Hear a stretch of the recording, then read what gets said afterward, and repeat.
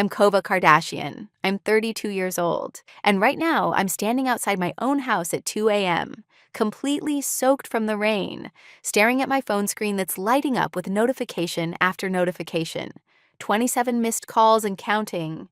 Inside, through the windows of the house I pay for, I can hear my husband Scott still screaming, his voice carrying through the suburban night like some kind of deranged neighborhood alarm system. You want to know how I ended up locked out of my own home, dripping wet, while the man I married 7 years ago loses his mind? Well, buckle up, because this story is about to take you on a ride that would make even my namesake family's drama look tame. But before I dive into this absolute circus of a night, I need to ask you a little thing. Please hit that like and subscribe button. Your support means the world to me, and we're creating the best community here. So here's where it all started. 3 days ago, when my mother-in-law Chris arrived for what was supposed to be a weekend visit. Now, I need you to understand something about Chris. Imagine if someone took all the judgment of a reality TV judge, mixed it with the passive aggression of a social media comment section, and then wrapped it all up in designer clothes and enough Botox to freeze a small continent. That's Chris. She walked into my house, the house I paid for with my marketing executive salary, and immediately started her performance. The coffee was too weak, the curtains were the wrong shade of white, my cooking lacked sophistication, and apparently, I was holding Scott back from achieving his true potential. For 2 days, I smiled, I nodded, I bit my tongue so hard I'm surprised it didn't fall off. But then came dinner on day 3. I had spent 4 hours making her favorite meal from scratch. Coq vin, which, by the way, is just fancy French for chicken swimming in wine. But whatever makes Chris feel sophisticated, right? She took one bite, placed her fork down with the precision of a surgeon, and announced to the table that when Scott was married to his ex, at least she knew how to properly braise meat. That's when something inside me just snapped. 7 years of these little comments, 7 years of being compared to everyone from his ex to his colleagues' wives to random women on Instagram. I calmly put down my own fork and said the words that would apparently end my marriage. Chris, I think it's time you learn that just because you raised Scott doesn't mean you get to raise me too. The silence that followed was so thick, you could have served it as dessert. Scott's face went through more color changes than a mood ring in a microwave. Chris's mouth opened and closed like a fish trying to comprehend air. And then, as if someone had pushed his berserker button, Scott stood up so fast his chair fell backward. "How dare you disrespect my mother in our house?" he started, his voice building from a whisper to a roar. "You will apologize to her right now, Kova. Right now." I looked at him, really looked at him for maybe the first time in years. This man who hadn't paid a bill in 3 years, who spent his days playing entrepreneur while I funded his podcast equipment, his cryptocurrency courses, his motivational speaking practice sessions that he performed to our empty garage. This man who wore designer clothes, bought with my credit card while telling people he was building an empire. And now he was demanding I apologize for finally standing up for myself. "No," I said. Simple as that, just no. What followed was an explosion that would have made Mount Vesuvius look like a gentle hiccup. Scott went from demanding to screaming to practically foaming at the mouth. His mother sat there with a little smirk, probably already mentally planning her victorious Facebook post about defending her baby boy from his terrible wife. And through it all, I just sat there, cutting my improperly braised chicken into smaller and smaller pieces, each cut feeling like a tiny act of rebellion. Then came the ultimatum that would change everything. "Get out of our house," he screamed, "and don't come back until you apologize, or never come back at all." The words echoed through our dining room, bounced off the walls I had painted, the floors I had chosen, the life I had built. His mother actually applauded. She literally clapped her hands like she was at a theater show. I stood up slowly, walked to get my purse, and headed for the door. The rain had just started, and I didn't even grab an umbrella. As I reached the threshold, I turned back and saw them both. Scott red-faced and panting like he'd just run a marathon of his own ego, and Chris looking like the cat who'd finally caught the canary she'd been hunting for 7 years. Neither of them noticed I was smiling. Standing in that rain, feeling it wash over me like some kind of suburban baptism, I pulled out my phone, not to call anyone for help, not to beg for forgiveness, but to check something that had been nagging at the back of my mind during Scott's entire performance. You see, when someone screams about it being our house while telling you to get out, it makes you think about who actually owns what. And as I stood there, water dripping off my nose, scrolling through my banking apps, a beautiful, terrible, absolutely delicious realization dawned on me. Everything was in my name. Everything. The house, my name, my credit, my down payment from my bonus 3 years ago, the utilities, all registered to Kova Kardashian. The streaming services, the cell phone plans, the car insurance, the credit cards Scott used daily, all mine. Even his precious home gym equipment that he used maybe twice a year was on a payment plan linked to my credit card. As I scrolled through account after account, I started laughing. Not a cute little giggle, but a full-on, bent over, catching my breath kind of laugh that probably made me look completely insane to any neighbor brave enough to peek through their curtains. Let me paint you a picture of Scott's financial contribution to our marriage. 3 years ago, he quit his job as a junior sales associate to pursue his passion. What passion, you ask? Well, that changed about every 6 months. First, he was going to be a cryptocurrency coach. Despite the fact that he once asked me if Bitcoin was a type of candy, he spent thousands on courses, equipment, and a website that looked like it was designed by someone who just discovered clip art. Total earnings? $0, and a lot of confused family members who thought he joined a digital cult. Then came his NFT art phase. He was going to be the next big digital artist, selling pixelated pictures of motivational quotes for thousands. He bought an expensive drawing tablet, subscribed to every design software known to man, and spent days creating what looked like fortune cookies had thrown up on MS Paint. He sold exactly one NFT to his mother, who still doesn't know what she bought or how to access it. The latest venture?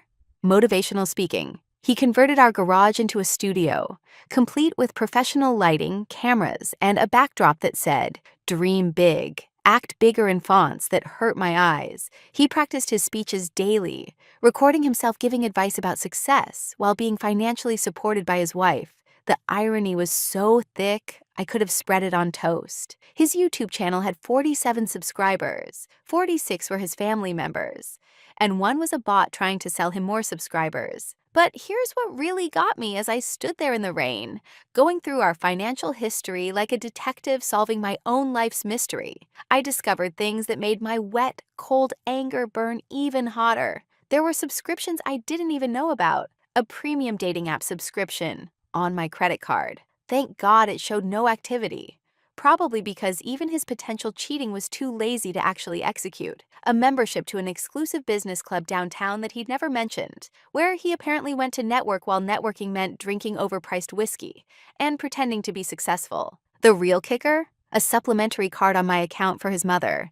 Sweet, innocent Chris had been living it up on my dime, charging everything from her weekly salon visits to her designer purse collection. The woman who criticized my spending, who made snide comments about my shoe collection, had been literally using my money to fund her superiority complex. I found a 24-hour coffee shop 3 blocks away and settled in with my laptop, my phone, and a determination that could have powered a small city. The teenager behind the counter took one look at my soaked designer dress, my running mascara, and my manic energy, and wordlessly brought me towels and a free coffee. Sometimes solidarity comes from the most unexpected places. As I opened my laptop and started logging into every account, every service, every financial tie that bound me to Scott and his delusions of grandeur, I felt something I hadn't felt in years. Power. Real, tangible, about to teach someone a lesson power. My sister Kim always said I was too nice, that I let Scott walk all over me while wearing shoes I paid for. My other sister Courtney, the lawyer, had been begging me to get a prenup before the wedding, but I was young and in love and stupid enough to think love meant never having to check your credit card statements. Well, love was about to learn what happens when you push a Kardashian too far. Even if we're the knockoff Kardashians from the suburbs, we still know how to make a scene. The coffee shop's Wi-Fi became my command center, and I became a one-woman financial revolution. I started small, almost tenderly, like I was saying goodbye to each piece of my old life. Netflix was first, specifically his premium sports package that cost an extra $40 a month so he could watch games he'd sleep through. Click, gone. The satisfaction was so immediate I actually shivered, and not from my still damp clothes. Spotify Premium came next. Scott needed his Joe Rogan experience and his motivational podcast that he'd quote incorrectly at dinner parties. He'd actually once told my boss that success was about manifesting your destination, when the quote was about manifesting your destiny. My boss still brings it up at every office party. Click. Goodbye to ad-free toxic masculinity podcasts. Then I moved on to the gym membership. The platinum level one that included personal training sessions he'd scheduled but never attended, spa access he didn't know existed, and a juice bar tab that mysteriously charged green smoothies every day at 2 p.m., which was weird since Scott was allegedly working from home at that time. Click. No more paying $200 a month for his theoretical fitness. But I was just warming up. The car insurance was where things got interesting. See, Scott drove a BMW that was, of course, in my name and on my insurance. He'd insisted on the M Series because, apparently, a regular BMW wouldn't properly reflect his entrepreneurial spirit. I didn't cancel it entirely. I'm not a monster, and also that would be illegal. But I did remove him as a driver and changed it to storage insurance only. Let him figure out why his key fob suddenly wouldn't work when the policy updated at midnight. The phone plan was almost too easy. His iPhone 14 Pro Max with unlimited everything, including international calling he used, to phone his mother's cousins in Greece to brag about his non-existent success. His Apple Watch that tracked the steps he didn't take.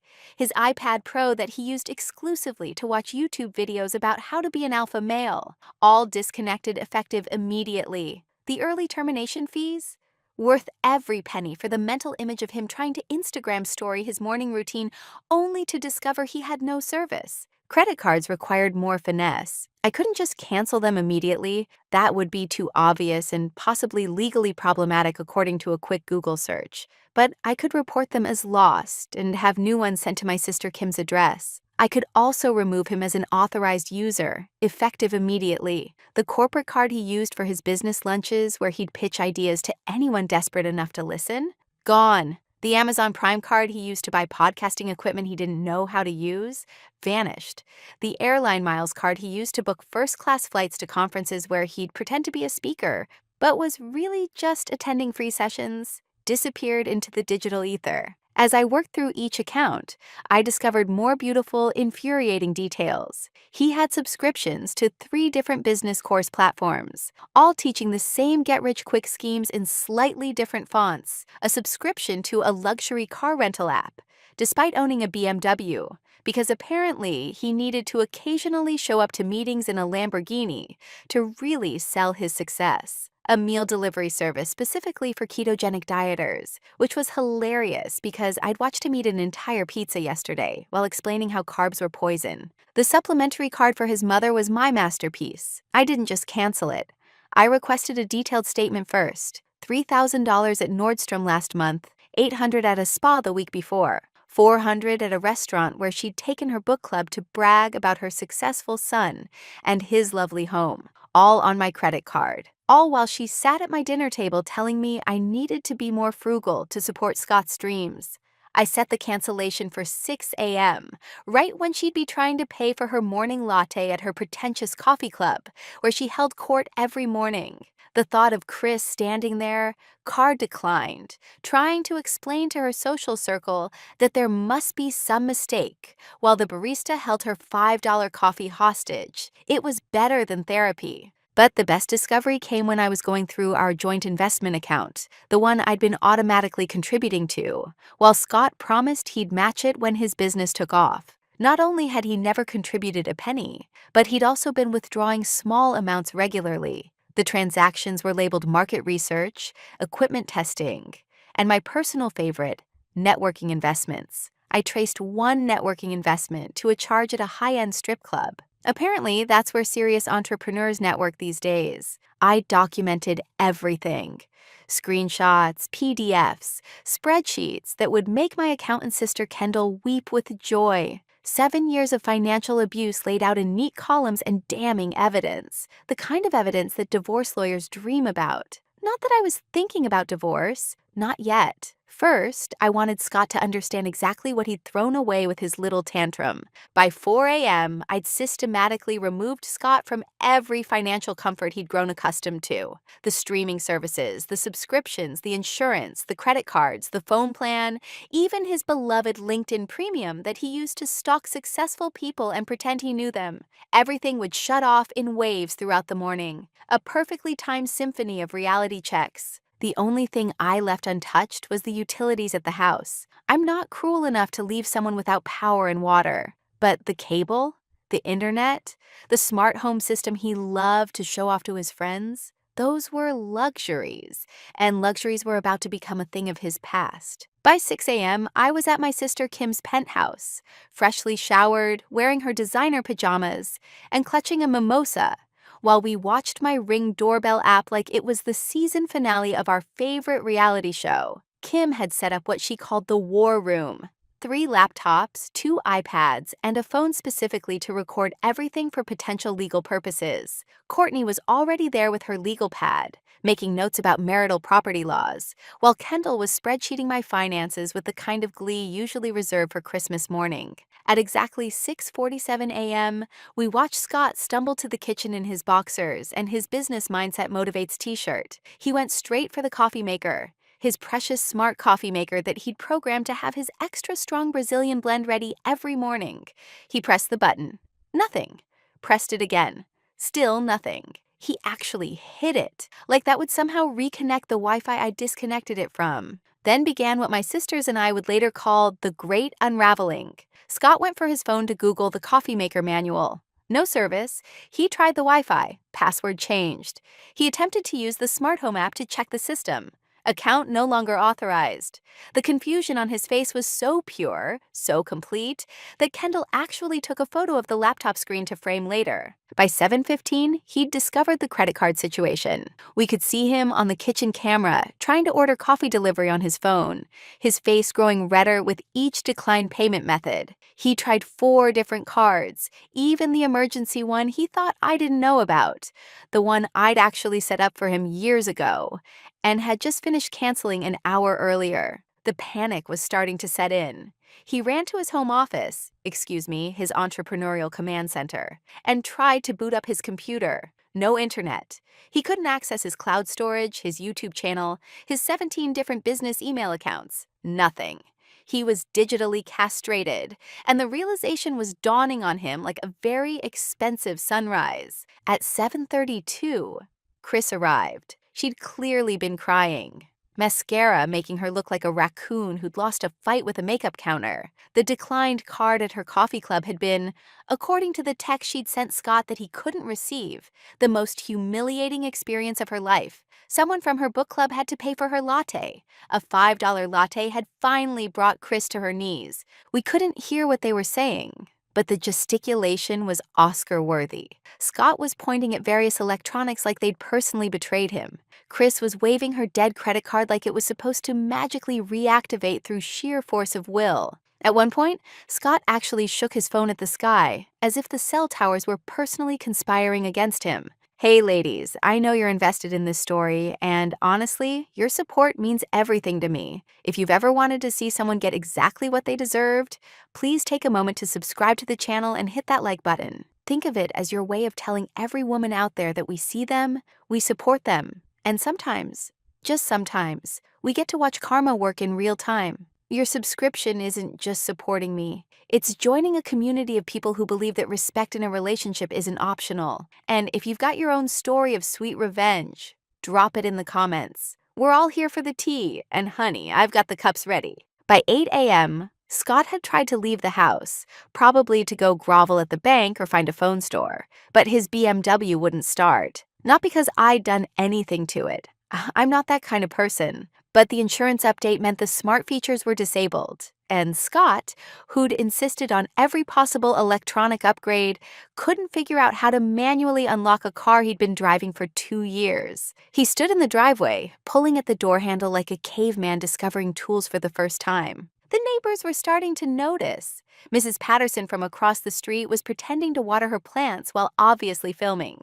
Mr. Chen next door had given up all pretense and was just standing on his porch with coffee, watching like it was free theater. Scott, still in his boxers and motivational t-shirt, was now trying to explain to them that there was a technical glitch while his mother stood behind him, informing everyone who would listen that this was all the fault of his ungrateful wife. Then came the moment I'd been waiting for. Scott trying to go to Starbucks on foot, borrowing $20 cash from Mr. Chen with the promise that he'd transfer it back immediately. Of course, his banking app wouldn't work without phone service. The barista, a young woman who'd seen him flash his credit cards for years while loudly taking fake business calls, watched him count out crumpled bills for a basic coffee. He actually told her he was experiencing temporary technical difficulties with his vast financial portfolio. She gave him the look every service worker perfects, the one that says, "I don't get paid enough to care about your lies." The voicemail started around 9 a.m. He'd borrowed Chris's phone, and the messages were a journey through the 5 stages of grief at double speed. The first was pure anger. "How dare you pull this childish stunt, Kova?" The second, denial. "This has to be some kind of mistake with the bank." Then bargaining.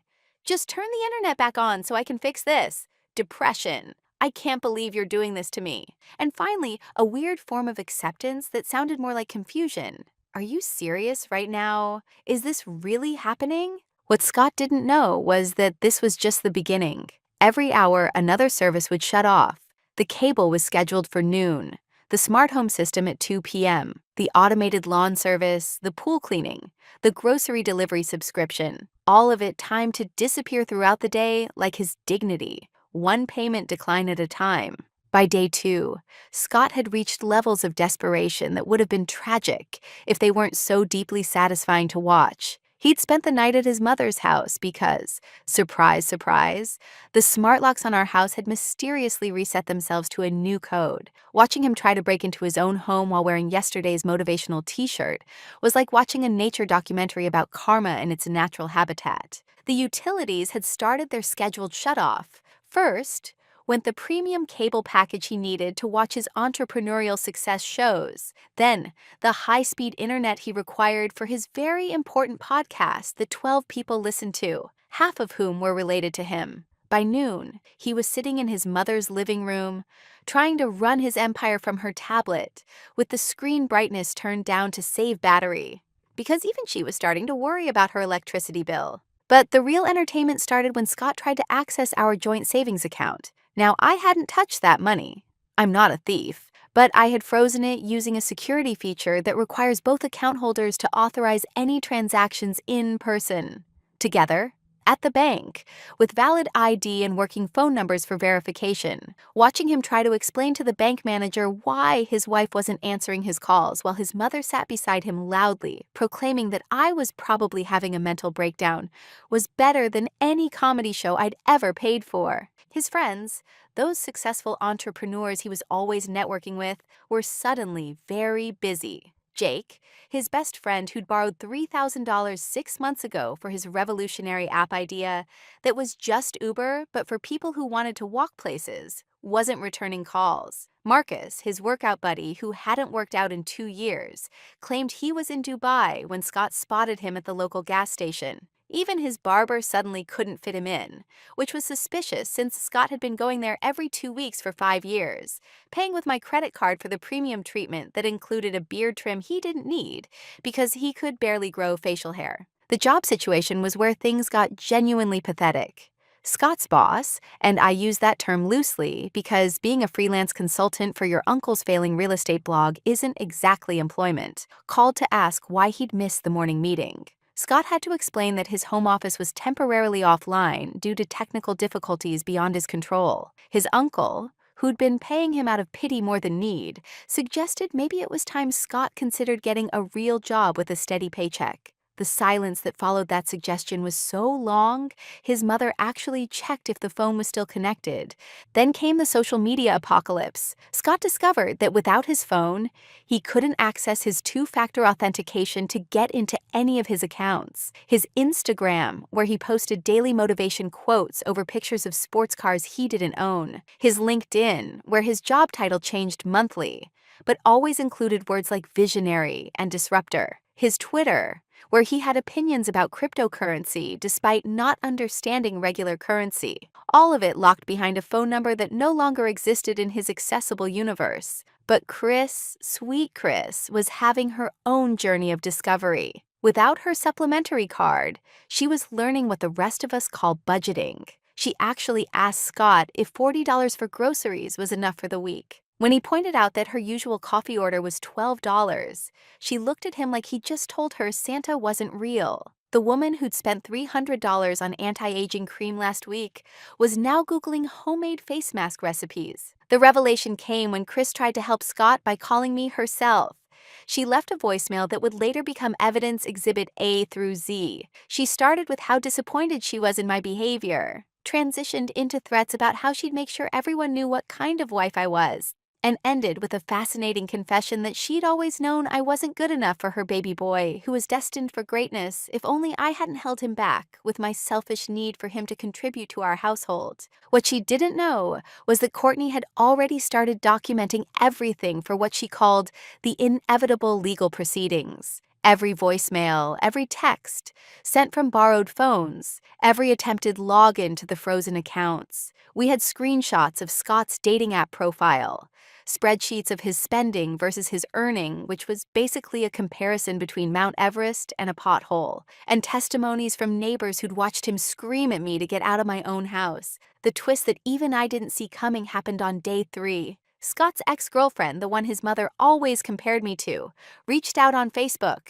Turns out she'd been watching the situation unfold through mutual friends' posts and wanted me to know that Scott had done the exact same thing to her. Same financial exploitation, same mother-in-law manipulation, same eventual explosion when she finally stood up for herself. She even had receipts, literally. Credit card statements, bank records, and the piece de resistance, a video of Scott having an almost identical meltdown 5 years ago, screaming at her to get out of an apartment she paid for. My sisters, bless their strategically savage hearts, decided it was time for what Kim called Operation Reality Check. Now, when a Kardashian plans an intervention, even knockoff suburban Kardashians like us, it's not just a gathering, it's a production. Courtney handled the legal angle, Kendall managed the financial documentation, and Kim handled the social warfare with the precision of a general who'd studied at the University of Petty with a PhD in public humiliation. It started with a simple Facebook post from Kim, a photo of all 4 of us sisters at brunch looking fabulous with the caption, "Supporting family through transitions. Remember, ladies, you can't build an empire with someone who thinks they're the kingdom." The comment section exploded faster than Scott's entrepreneurial dreams. Everyone wanted to know what happened. And while we stayed classy and vague, the neighbors who'd witnessed Scott's driveway meltdown were more than happy to fill in the details. Mrs. Patterson, God bless her nosy soul, shared her Ring doorbell footage of Scott in his boxers, trying to break into his BMW while screaming about technical difficulties. Mr. Chen commented about the $20 Scott still owed him, adding that he'd accept payment in actual currency, not cryptocurrency or motivational speeches. Even the barista from Starbucks chimed in, professionally noting that they hoped Mr. Kardashian's vast financial portfolio issues would resolve soon, complete with a crying laughing emoji. The neighborhood WhatsApp group, which Scott had used to promote his various business ventures, became a support group for everyone he'd tried to rope into his schemes. Turns out, I wasn't the only one tired of his act. 3 neighbors admitted they'd been avoiding him after he'd pitched them on becoming downstream partners in what was obviously a pyramid scheme, but with essential oils for mental clarity that were just coconut oil with lavender. But the real intervention came when Scott's potential employers started Googling him. See, with his social media locked and his professional website down because I'd canceled the hosting, all they found were the recent posts about him being kicked out of his own house for financial fraud, and the newly surfaced video from his ex showing a pattern of behavior. One recruiter actually called me by mistake, thinking I was his reference, and when I explained I was his soon-to-be ex-wife, she thanked me for saving her company from a potential lawsuit, and hung up so fast I heard sonic boom. His mother's book club, that sacred circle of suburban superiority, turned on her faster than a pack of wolves in Lululemon. These women, who'd been forced to endure Chris's bragging for years, were delighted to discover her successful son was actually a financially dependent man-child. The president of the club, a savage woman named Margaret, who'd clearly been waiting for this moment, publicly asked Chris if she needed recommendations for financial literacy courses for her family. The secretary offered to start a GoFundMe for Scott's theoretical businesses. The treasurer suggested they read a book about enabling adult children next month. Scott's boss uncle finally had enough when reporters from a local blog about entrepreneurial failures called asking for a comment about his nephew. That's right, Scott had become such a spectacular failure that he was becoming a cautionary tale in real time. His uncle not only fired him, but also sent a family-wide email explaining that he'd been enabling Scott for too long, and it was time for tough love. He ended it with a line that would haunt Scott forever. Sometimes the best investment is knowing when to cut your losses. The investigation into his business dealings revealed something hilarious and horrifying in equal measure. His cryptocurrency coaching website? He'd been copying and pasting advice from Reddit forums, sometimes forgetting to remove usernames like CryptoKing420 and ToddTheMoon69. His NFT art was literally traced from a children's coloring book. We found the exact matches, and his motivational speaking content plagiarized from a combination of fortune cookies, Instagram quotes, and a self-help book written in 1982 that he'd found at a yard sale. My personal favorite discovery was his business partner in the motivational speaking venture. Remember how he practiced in our garage? Turns out he'd convinced some poor soul named Brad to invest $10,000 in their joint venture. Brad, who'd been trying to reach Scott about their upcoming conference presentation, discovered through the neighborhood Facebook drama that his business partner was broke, homeless, and couldn't even access email. Brad's subsequent small claims court filing became public record, adding another layer to Scott's rapidly deteriorating reputation. The family meeting happened on day 4, in the conference room at Courtney's law firm, because she wanted everything on record, and secretly because the conference room had excellent lighting for the documentation photos Kim insisted on taking. Scott arrived in a borrowed suit that was 2 sizes too big, apparently from his mother's neighbor's deceased husband's closet. Chris wore what can only be described as funeral chic, complete with a black veil, as if she was mourning the death of her son's imaginary empire. The meeting was scheduled for 2 p.m. Scott showed up at 1:30, probably hoping to establish dominance by being early, but ended up sitting in the lobby for 30 minutes because Courtney's assistant, who'd heard all the stories, made him wait while she finished her lunch. By the time he was allowed in, he'd sweated through the borrowed suit and looked like he'd been interrogated by the FBI instead of just sitting under fluorescent lights. I wore my best power suit, the red one I'd bought with my last bonus, the one Scott had said was too aggressive for a woman. Courtney sat beside me in full lawyer mode, with enough documents to build a small fort. Kim was there for moral support and strategic photography. Kendall attended via video call, her spreadsheets ready to deploy like financial weapons of mass destruction. Scott opened with what he probably thought was charm, but came across as desperation wrapped in delusion. He actually started with, "I'm willing to forgive you for this overreaction if we can move past it quickly." The silence that followed was so complete, I could hear his borrowed suit creaking.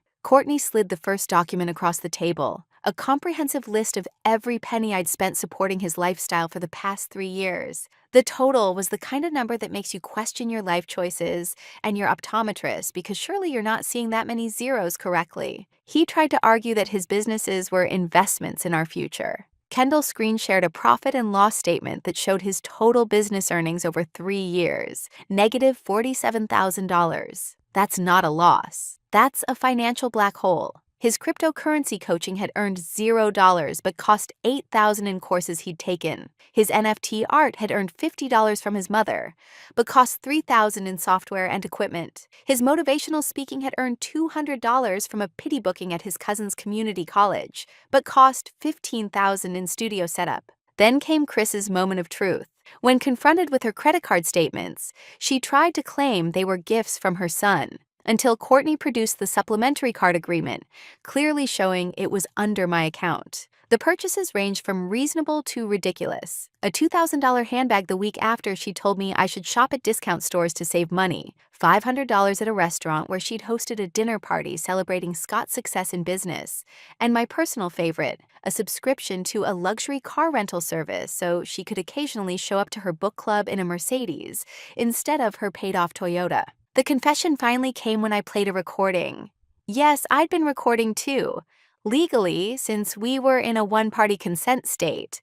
Thank you, Courtney, for that tip. It was Scott on a call with his friend Jake from a week before the blow-up, laughing about how he'd figured out the perfect system. Marry someone successful, convince them you're building something big, and live off their income while you figure yourself out. He actually used the phrase, "She's basically my investor who doesn't know she's not getting returns." His face went through so many colors I thought he might actually transform into a rainbow. Chris started crying, but not pretty tears. The ugly, mascara-running, nose-dripping kind that made her look like a melting wax figure. She actually turned to Scott and said the words I'd been waiting to hear for 7 years. "You told me Kova was controlling about money. You said she was holding you back." The negotiation itself was swift and brutal. I wanted a divorce, obviously. But more than that, I wanted recognition. I wanted Scott to sign a document admitting to financial abuse, misrepresentation of his business activities, and fraud regarding the supplementary credit card his mother had been using. In exchange, I wouldn't pursue criminal charges or go after him for the money he'd already spent. Clean break, no alimony obviously since he had no income. And I kept everything I'd paid for, which was everything. Scott tried to negotiate. He actually suggested we try couples therapy first, as if there was a therapist in the world qualified to deal with his level of delusion. When that didn't work, he proposed a business partnership where he'd pay me back once his ventures succeeded. Kendall actually laughed so hard she knocked her camera over. The idea that Scott would ever generate enough income to pay back a 7-figure debt was like expecting a goldfish to win an Olympic swimming medal. The final straw came when he tried to blame everything on his mother's influence, throwing Chris under the bus so fast she didn't even see it coming. He claimed she'd pressured him to maintain a certain lifestyle, that she'd convinced him I was controlling, that she'd manipulated their relationship. Chris's gasp was so dramatic, it probably registered on seismic equipment. She stood up, pointed at her son, and delivered a monologue about sacrifice and motherhood that would have been moving if it hadn't been completely delusional. Then the twist nobody expected. Scott's father called. The man who divorced Chris 15 years ago and moved to Florida to escape what he called her narcissistic tornado. He was on speaker, and his message was simple. "Son, I love you, but you've become everything I tried to prevent you from becoming.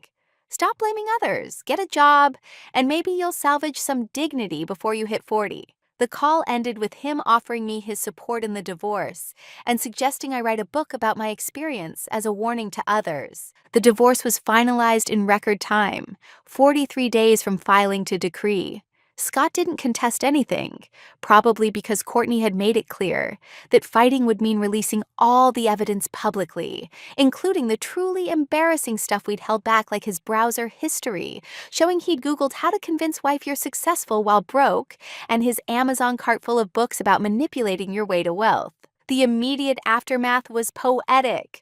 Scott moved back in with Chris into his childhood bedroom that still had his participation trophies from Little League and a poster of a Lamborghini he'd never come close to affording. He got a job at a cell phone store, ironically selling the service plans he could no longer afford.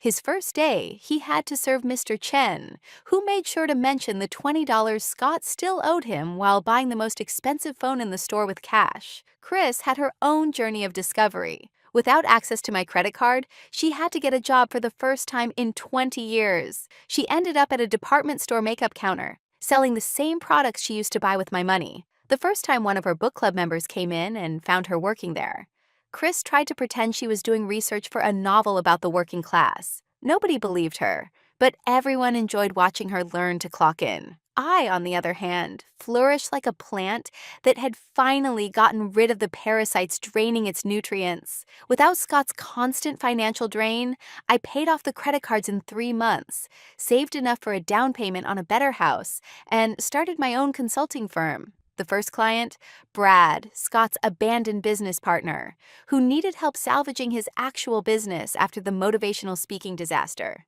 We ended up creating a successful online course about recognizing and avoiding business scams, using Scott as the anonymous cautionary tale. 6 months later, I met Marcus at a financial literacy workshop I was running. Not Scott's fake workout buddy Marcus, but a different Marcus, an actual entrepreneur who owned a successful chain of gyms and could explain cryptocurrency without using the words to the moon or diamond hands. He had his own money, his own house, and most importantly, his own identity that didn't require a supporting cast of enablers and credit cards. The engagement happened a year after the divorce. Marcus proposed at my company's launch party in front of 200 clients and colleagues with a ring he'd bought himself. Chris actually tried to crash the party, claiming she wanted to apologize. But security, which I'd hired specifically anticipating this, politely escorted her out while she screamed about being the mother-in-law. The video went viral in our industry circles as the perfect example of boundaries in action. Scott tried to reinvent himself again, this time as a life coach specializing in failure recovery. The irony was lost on him, but not on the internet, where his website became a meme in entrepreneurial forums. His tagline, "I've been to the bottom so you don't have to," was particularly mocked since his version of bottom was moving back to his mom's house in the suburbs. He had 12 clients total, all of whom left after realizing his advice was just recycled podcast content about manifesting success while actively demonstrating failure. The wedding to Marcus was everything my first wedding wasn't, paid for entirely by us, with no toxic in-laws, and a prenup so thorough it could be used as a legal textbook. During the reception, my phone buzzed with a notification. Scott had sent a Venmo request for $20 with the note, "For old time's sake, investment opportunity." I screenshotted it, posted it to my Instagram story with crying laughing emojis, and watched it get shared thousands of times as the perfect example of an ex who never learns. The real kicker came 2 years later. I was featured in a major business magazine about successful female entrepreneurs. The article mentioned my previous marriage only briefly, referring to it as a learning experience about the importance of financial independence. Scott, who was still working at the phone store and living with his mother, apparently tried to claim credit for my success, telling customers that his mentorship during their marriage had inspired my business acumen. His manager, who'd read the article, wrote him up for lying to customers. Chris wrote a book, self-published obviously because no real publisher would touch it, Raising Kings in a World of Peasants, A Mother's Journey, sold exactly 73 copies, mostly to her increasingly small social circle. The one-star reviews were entertaining, especially the one from Scott's father that simply said, "This is why I live in Florida now." She tried to do a book signing at the local library, but more people showed up to return overdue books than to meet her. But here's the best part, the part that makes this whole story worth it. Last month, I ran into Scott at a gas station. He was driving a used Honda Civic with a Domino's delivery sign on top. His latest venture was gig economy work. He tried to pitch me on a new business idea involving AI and wellness coaching. I listened politely, then handed him my business card. My company helps people recover from financial abuse and build independent wealth.